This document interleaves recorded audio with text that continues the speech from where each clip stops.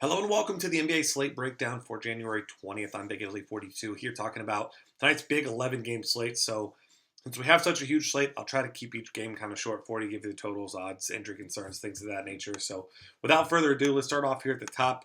Miami and Washington. This one 197.5 point total, one of the lower ones on the night. Washington favored by 4 points. And as we're looking at the injury concerns for this one, obviously Miami still without Goran Dragic. And Bino Udrih has now been listed as out as well. They're saying maybe a couple days, maybe a week he's out. Obviously, last night Tyler Johnson burned everyone, myself included. But on a small slate, he was very, very highly owned. So kind of what you did in your other spots without him is really what made the difference last night. But got in early foul trouble, really struggled. But he's a guy that I don't mind going back to tonight, really in any format, because he's cheap, especially on FanDuel, $4,500 point guard position. Only 12 fantasy points in 34 minutes last night. Just really never got it going. Shot 0 for 6, made 3 free throws. But, I mean, the guy's playing mid-30s a minutes. You don't imagine that he could play that poorly again. So, not a guy I'm going out of my way to play necessarily on DraftKings at 5,400 at shooting guard, but certainly a guy that you can consider. Other guys from this game, on the opposite side, you're looking at the Wizards and their injury concerns. There aren't a lot of them other than Otto Porter. He's not going to play tonight. He's out as well. And then Drew Gooden and Chris Humphries out as well for tonight. So you've got guys like Nene. We're going to take on a bigger role here in this offense tonight with all those injuries. He's nice and cheap on both sides. Not a guy that's still going to play a lot of minutes. Played 20, 25, 21 in 3 games a couple games ago. 12 and 17 in the last 2. He's an okay cheap option, not a phenomenal matchup. Like I said, it's a low total, but certainly a guy you can consider there. I think the guy that really is going to get the bump with no Otto Porter is going to be Garrett Temple. I think he's a fine cheap option. I mean, he's $4,800 on DraftKings and on FanDuel, $4,800 as well. Shooting guard on both spots. Playing, probably 28 to 32 minutes tonight. So I think he's the guy I'll be definitely looking at. Other options, of course, you can always look at Hassan Whiteside. He's always a great tournament option coming off a big game last night. With 52 fantasy points against Milwaukee. Washington, obviously, not a great defensive team, but Marcin Gortat is an okay defender down low. He's been playing well. 2 games since his return from knee injury, or knee infection, I should say. 18, 11, 16, and 13. Hassan Whiteside, good shot blocker, not a great defender, so that's a guy I'm certainly looking at. Philly and Orlando, next up, 197.5 point total. Orlando favored by 7 in this one. Obviously, there are some injury concerns in this game here as well. We've got Victor Oladipo is ruled out for this one. C.J. Watson's still out. That doesn't really matter a whole lot, though. But the guys you're looking at here, they're going to get a bump. You've got guys like Evan Fournier and Aaron Gordon, both those guys in good spots here. Fournier really struggled last game. Aaron Gordon had one of the better games of his career, 18, 7, and 3 with a block in 27 minutes against Atlanta. We saw Evan Fournier struggle, but Fournier is going to be the guy that should be locked into a ton of minutes here. Struggled last time out, shot just 2 for 11. But both those guys in play. I mean, this is a bad team that they're facing here in Philadelphia. Robert Covington is another guy you can consider on the other side. Just 24 fantasy points in 46 minutes last time out. But he's a guy that you're still going to consider. I mean, you've got Nick Stauskas out for tonight. So that's news that just came out not too long ago, looks like, around 11 o'clock. So that's something to consider. Covington is a guy who has been playing much better recently, back into that role in the offense, but he's up to $5,800 on DraftKings, so not a price that I'm in love with. 48 on FanDuel is certainly a lot easier to stomach. You can look at guys like Elfrid Payton. Obviously, he's going to be running the point there in this matchup with no Victor Oladipo. Had the ball in his hands quite a bit more. Took 14 shots in the first game that Depot missed here. 16, 5, and 2. I think he's a solid cheap option there. Still considering Ish Smith. I mean, 52 fantasy points in the game. Did go to overtime. Shot 28 times in that game. And made just 8 of those and still ended up with 52 fantasy points. So 16 assists and 7 rebounds, certainly going to help his cause there. $7,500 on DraftKings, 72 on FanDuel. He's certainly a guy that I'll give a look to as well. Boston and Toronto is next up. 202.5 point total. Toronto favored by 3 points in this one. And you're looking on the Toronto side. Only real injury concern still is Damari Carroll, of course. That's not affecting anything in a significant way right now. just a little bit more production for the other guys. He's not a high usage guy anyway, but there are some targets in this game. Kyle Lowry just continues to be phenomenal. Boston's been great against guards, but Kyle Lowry coming off a 31-point game after a slow start. It seems like that's the case a lot. Slow start against Brooklyn. Shot 10 for 13, 7 of 9 from 3. Certainly aren't expecting that again. But first matchup between these two teams this year, he shot just 3 for 11, but ended up with almost 45 fantasy points on DraftKings. So he's certainly got some play. Marcus Smart has been one of my favorite cheap plays recently. 33, 24, 39 minutes last three, 51, 23, and 39 fantasy points. This isn't a guy that has a tremendous floor, but he should be seeing the mid-30s in minutes here. They're going to need him to defend. He's one of, if not the best defender on the team, obviously. So he's a nice, cheap option for you there that I'm still a big fan of. Jay Crowder was the guy that was kind of a letdown last time out. 38 minutes against his old team, shot just 23%, 24 fantasy points. He's a guy that I'm definitely considering in tournaments. Probably not a cash game playing this huge slate, but with his current price tag of almost $7,000. But the other guys you're looking at here are going to be the big man. Jonas Valanciunas played just 27 minutes last game, shot 3 for 11, but managed 27 fantasy points. We know Boston struggles down low, so I'm going to give him a look there as well. Next up, Cleveland and Brooklyn. Cleveland, of course, coming off that terrible loss to the Warriors, which angered me a little bit. I had a ton of LeBron James in that game, of course, but either way, this is the perfect spot to bounce back from that, get back in rhythm. Favored by 12.5, biggest spread of the night, just a total of 197 though. So obviously your normal suspects in play here. LeBron James didn't play particularly poorly last game against the Warriors. It wasn't really necessarily his fault. It was kind of just a team effort. I mean, it was just awful, but 32 fantasy points, that's about his floor, what he had in that game.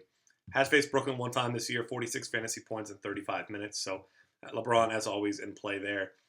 Brooklyn has struggled big time against guards. Kyrie was awful against Golden State, but played well in previous games before that. So he didn't play, obviously, in the first game that was earlier this season, but he's a guy that is certainly in play for me. And then on the Brooklyn side, big time underdogs. Really the only guy I'd be looking at here is Brook Lopez. First matchup here, 37 minutes, scored 41 fantasy points. He's playing well. I mean, you've got guys like Thad Young, but on a big slate here, Thad Young has been good. So I think he's an okay option, but I just think there's better options out there. Utah, New York, the lowest total on the slate here, just 187. New York favored by 2.5. Derek Favors listed as doubtful. Almost certain he won't play. Got Carmelo listed as probable. So really, looking at Gordon Hayward here, his usage rate's up about 5% in January with Derek Favors out. So I'm still loving Gordon Hayward. Obviously, the top option at small forward, if you ask me, is Kevin Durant, but obviously it's going to be tough to get all these top guys in there. So I think Gordon Hayward is going to be a guy that I'll be playing quite a bit tonight once again. Rodney Hood is in play as well. Continues to get big minutes. It's fine cash game play. I'm not a guy that I'm loving going out of my way to play in this one.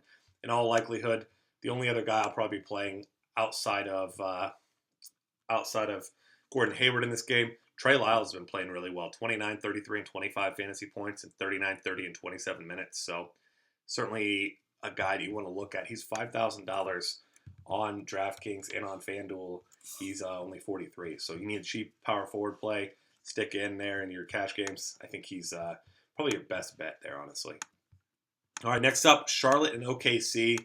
This one, supposed to be one of the better games on the slate as far as points. 207 point total. Oklahoma City, is favored by 9.5 in this one. So take your pick here. You've got Kemba Walker against Russell Westbrook here. First matchup, Kemba Walker went for 51, 10 of 24 from the field, 32 actual points. Kemba Walker also coming off the best game of his career, an overtime win over Utah, 52, 9, and 8 in that one.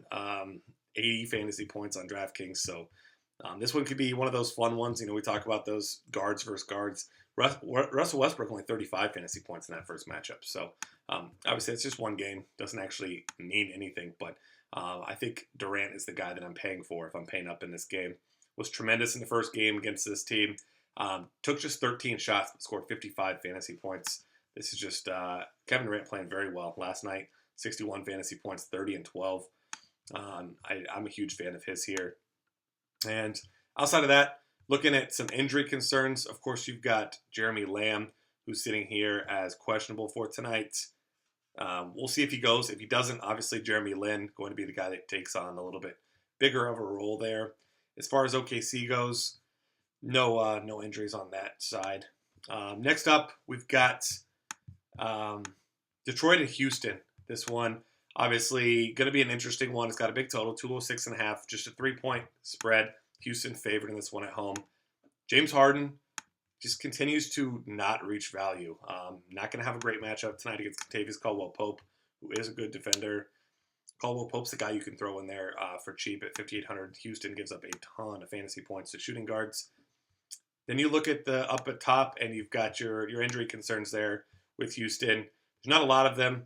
Obviously, you've got Patrick Beverley's been questionable last couple games, so that's the main guy that you're looking at here. On the Detroit side, nothing of note. So Patrick Beverley, if he left with a sprained ankle last game, if he cannot go, and this one, obviously Ty Lawson going to take over, and Ty Lawson in 21 minutes last game, 15 fantasy points, 22 and 31 the game before against the Lakers.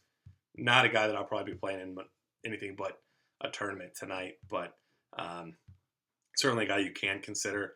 Ersan Ilyasova here against this team. This team does, the Houston Rockets do struggle against power forwards.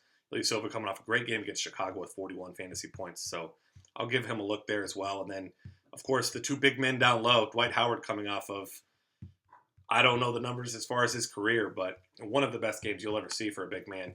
36 points, 26 rebounds, 14 of 18 from the line, 11 from 16 from the field. Not that surprising. He's always close to the basket, but 36 and 26 in that one. Doing an Andre Drummond impression there. And Drummond, been a while since he's had one of those huge games, the big 2020 type games, but this is going to be a fun battle to see. I'll certainly have shares of both guys in this one. Golden State and Chicago. This one is the second highest total. It's a close spread, 7 points favorite for Golden State, 214.5 point total. Like I said, the second highest. Steph Curry has been on another planet recently. Put up 56 fantasy points against the Cavs in 28 minutes. That coming off of putting 60 and 37 on Detroit. And before that, 42 and 30 against the Lakers, 64 and 40 against Denver. He's been tremendous. Played one game in Chicago, over 27, 5 and 4.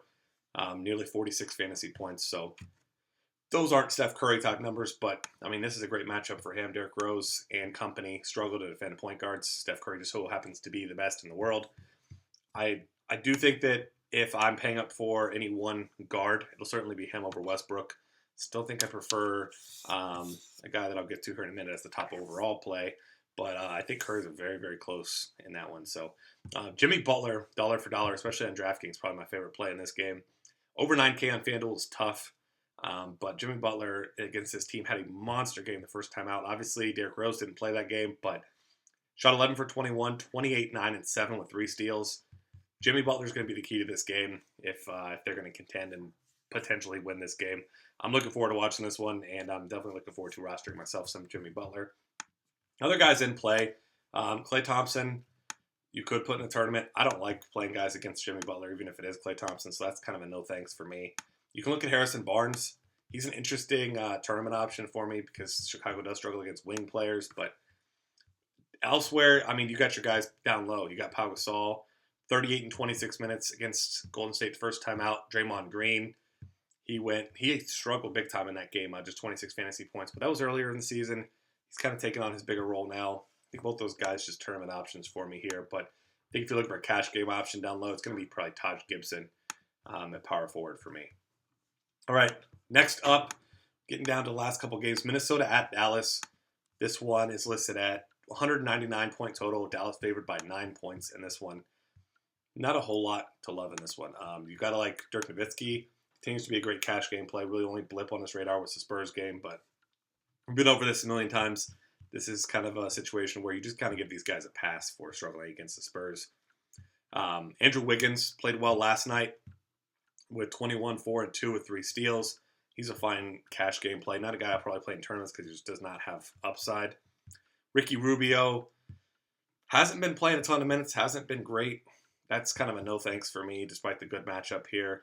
You could look at a guy like Deron Williams because he is cheap and he's playing really well. Had a nice big game against Boston last time out, and that's a much tougher matchup than this one is. Outside of that, I'm not loving a lot. I mean, you got Shabazz Muhammad's been playing upper 20s in minutes, getting right around 20 fantasy points, but that's a big risk on a big slate like this. So that's kind of a no thanks. You can look at Zaza Pachulia, though, down low. He just continues to be consistent. Once again, one blip on his radar, Spurs. But outside of that, I mean, he's just near mortal lock for 30 fantasy points each night. All right, next up, Atlanta and Portland. This one has a nice healthy total of 208 points, 1.5 point favorite for Atlanta. This is what we're talking about here. We got a big total, close spread, perfect scenario to target some guys. And love Paul Millsap in this matchup. It's a guy with one of the higher floors of anybody on the planet. Last time out, 44 fantasy points in just 27 minutes against Orlando. Then he has at least 24 fantasy points in every single game this year. Obviously, 24 is not a good floor, which one, but we're talking throughout the course of about half a season now that he has at least 24. So even on his worst games, he's getting you about 30. Great cash game play for you here. Then you look at the guards, Damian Lillard, coming off a game where he struggled against Washington.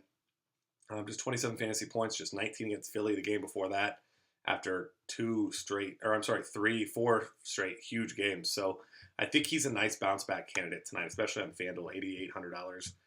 Not a lot of people will be on him. They'll be looking at the game logs, but I think this is a fine matchup for him against Atlanta. Shooting guard options, not a lot to like in this one. McCollum's an okay option, but I don't like his price. Kent Bazemore is a guy I'll consider.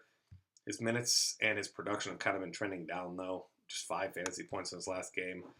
Not sure what's going on there, but down low you can look at guys like Al Horford, who is playing well, but just know he has very low floor, as evidenced by put up 66 fantasy points against the Bulls, then turn around and put up 4 against Charlotte. So keep your eye on that, the low floor, but definitely a guy in play for tournaments. All right, now we're up to the last game, which is also the highest total. No surprise there, 215 points, 6.5 point favorite for the Sacramento Kings at the Los Angeles Lakers. Obviously, you know who we're talking about here. It's DeMarcus Cousins. The guy has been absolutely unbelievable. 2 games against the Lakers this year after 30 minutes per game, 51 fantasy points in those 2 games on average. So 47, 63, 51, 54, 57, 73, 64. Those are his game logs recently. Lakers do not have a single body that is even remotely capable of slowing him down. And this is not going to be a pretty matchup for the Lakers. If this game stays close, I mean, Boogie should be up there, if not the top overall scorer on the slate. Sweet Lou Williams, definitely a guy that I'm looking at here. We know that shooting guards against the Kings, definitely a great spot to be. Kobe Bryant, assuming that he plays, Byron Scott tends to think that he will. Kobe Bryant, certainly a guy you could throw in your tournaments. Not going to play a ton of minutes, but he also gets that shooting guard against the against the Kings matchup.